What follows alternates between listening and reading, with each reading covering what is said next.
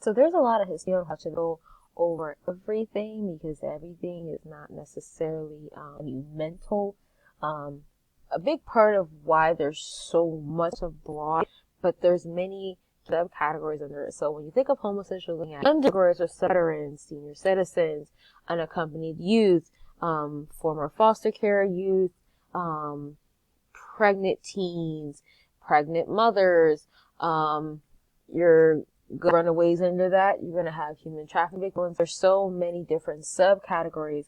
And so these subs needed specific legislation for fair and adequate housing.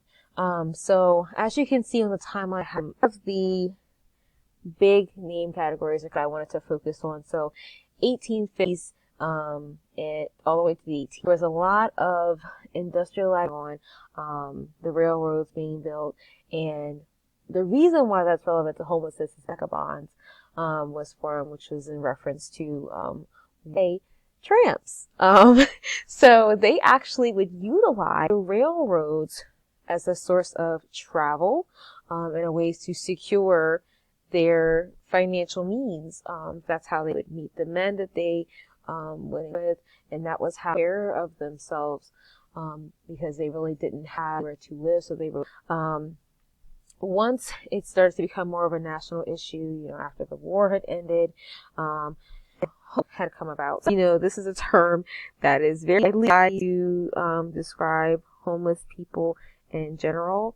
And one of the things that I had learned just in reading through a lot of is that it was much more deeper than that, because once this term had come about, it really started to change the way that homeless people were really viewed.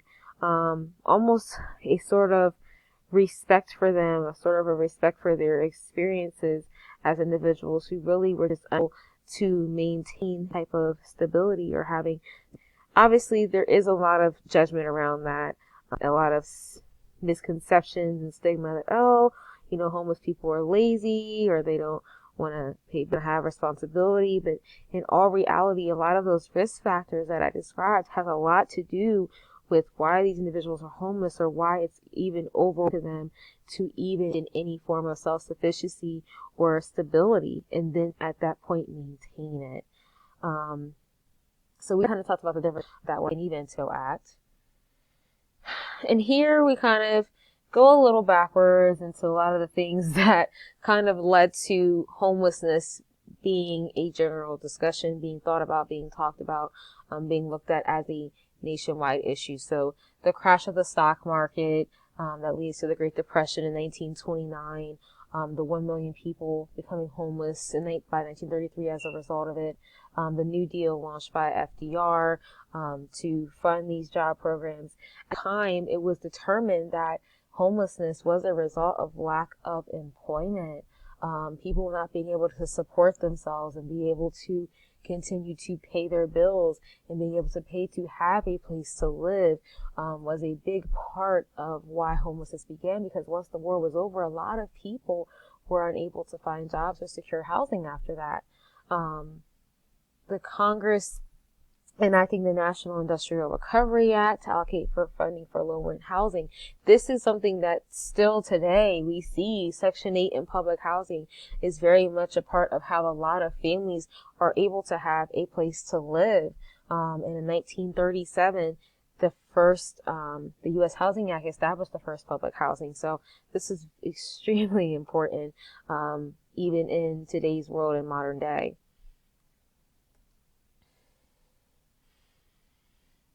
USDA launching the program to build low-income rural housing, the Department of Urban Development. This is a national program that was used to develop urban housing, and they also were providing affordable housing.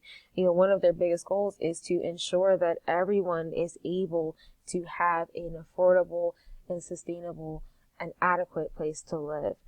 So the start and development of HUD was monumental in establishing not only our national level programs, but the state level programs that we have in all of our individual states today, because that's how that funding is provided for those, because a lot of those programs require assistance with rent. So these are individuals that are on a housing voucher, and they're not paying what most of us pay for rent. They're paying a reduced amount based off of what their income allows. And for some individuals, it can be as low as $0. So those programs, there have to be funds allocated to be able to sustain that for these individuals to have a place to live. This slide basically just talks about just chronic homelessness in the 1970s and how HUD basically assisted with that, creating subsidized housing, the low income, moderate income housing budget, and the Section 515 program that created rural affordable housing units for individuals under President Nixon's order. So when we look at programs and services at the national level, I kind of already touched on the Department of Housing and Urban Development. There's also the National Alliance to End Homelessness, the National Coalition for Homelessness. But there's other resources that are very, very important to address some of those risk factors that I previously discussed. So the National Domestic Violence Hotline that helps place individuals with a specialist or domestic violence specialist that will help them, advocate for them to find emergency shelter in their area, obtain PFAs, whatever is necessary to put a safety plan in place to keep them and their families safe if they need to escape from their abuser, and then find somewhere safe to go once they do so. National Runaway Safe Line, the National Suicide Hotline, because as we know, people that end up in situations with chronic homelessness have often contemplated suicide. The SAMHSA Homelessness Resource Center is probably one of the biggest resources that I got a lot of my information from for this project. SAMHSA is the National Substance Abuse and Mental Health program. It has a lot of the resources that actually are listed on this slide under it to kind of give people some direction as far as if you have any of these risk factors or any of these symptoms, be it mental health, be it substance abuse, be it addictions. These are the resources that can help you, or at least lead you in the direction of finding out what's available in your state. The U.S. Interagency Council on Homelessness is national as well, and takes all of the different national departments combined, and they have they basically collaborate together to work on different initiatives to help end homelessness nationwide, and focus on really what that looks like. So one of the things that I liked on their website is very definitive. So they talk about what their goals are, which are ending veteran homelessness, ending chronic homelessness, ending youth homelessness, ending family homelessness, and then ending all others homelessness. So they touch on all of these subcategories that I previously had mentioned. And then they kind of say, you know, if there isn't anybody that fits into these categories, we want to end your homelessness too. So I do like that they talk about what some of those solutions would look like. Housing, integrating healthcare, building career pathways, foster education connections, reducing criminal justice involvement, strengthening crisis response systems. We are well aware that a lot of people are unable to obtain sustainable employment due to criminal records, due to having lack of education. They don't have their high school diploma or GED or the minimum education requirement that they need to obtain a job that provides sustainable wages in order to afford adequate housing. Crisis response, individuals that are dealing with traumatic events that are just unable to even engage in the proper steps to obtain self-sufficiency currently. So obviously access to healthcare has a lot to do with that as well, you know, getting assistance as far as, you know, mental health or physical ailments, not having healthcare access to do so because they don't have a job, or need to address needs that are related to why they're unable to work certain jobs. At the state level, I'm actually quite familiar with a lot of the resources here because well, for one, I work for most of the programs, but one of my responsibilities as a McKinney Mental Liaison is to point people in the direction of these programs. So I'm not going to go through every single one, but just the most relevant ones that have been probably a greater help to my clients. So obviously, I'm not going to go in order, but just in the order that, makes sense as far as what the process is when a person is homeless and what that protocol looks like here in Delaware. So I am from Delaware. What our system is called is Delaware 211. It's a centralized intake system. A person would, once they become homeless, they call in. They would be connected with a case manager for their county. We have 3 counties in Delaware. Kent County is in the middle. Sussex County is down south, and Newcastle County is up north, which is our largest county. So they actually have 2 case managers in Newcastle County and 1 case manager each for the 2 lower counties. And pretty much what they do is based off of what that person's situation is individually. They will link them with a resource within the community that can provide them with immediate help. So that could be Connections community support programs.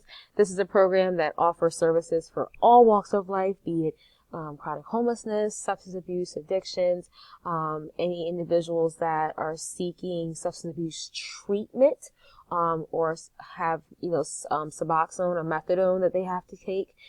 They administer that there as well. But they also have resources in place for homelessness as well. They also assist with building homes for homeless people and people who experience chronic homelessness, placing them into sustainable homes as well. This also includes veterans or individuals with intellectual disabilities or mental health conditions. We also have the Division of Family Services. Obviously, there's some stigma attached to them because, most people look at them as, oh, this is a person who wants to break up my family, take my children from me. But they also have a lot of resources to help families stay together. And one of the things that they do, or one way they do that, is by linking them with a family interventionist to do some services in home to kind of address some of the service needs or issues that may be pushing the family more towards a safety plan or possible removal of the children. The James Williams State Service Center is where clients will go for immediate emergency assistance. They can get there at 7:30 that day, get an appointment. Appointments start at 9 a.m. After that, they'll have to come back with certain documentation. And based off of their qualifications, they can either help them with rent assistance, paying their electric or their gas bill, to keep it from getting disconnected. And they can also place them in a hotel if shelter space is not available. 211 also helps place them into shelter space as well. In call, I wanted to also put on here because we know that not all individuals are facing evictions. We do have families that own their homes and are dealing with having to file for possibly bankruptcy, going into foreclosure, short sale, things like that. And In-Call actually does have an assistance program to help individuals to prevent them from going into foreclosure and maintaining their home.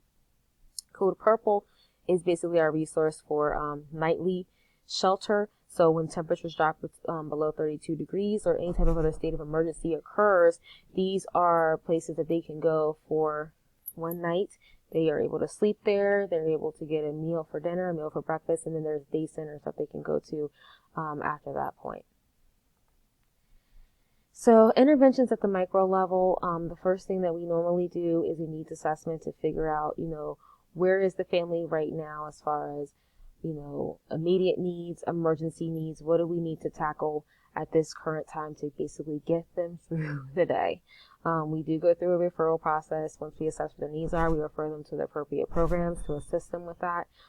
If crisis intervention is needed at the time, or if a client presents within a crisis and that needs to happen, we do address that as well. We do utilize mobile crisis if necessary. If a patient is presenting signs of suicide or suicidal ideations, the methods that we normally use are motivational interviewing and solution-focused therapy.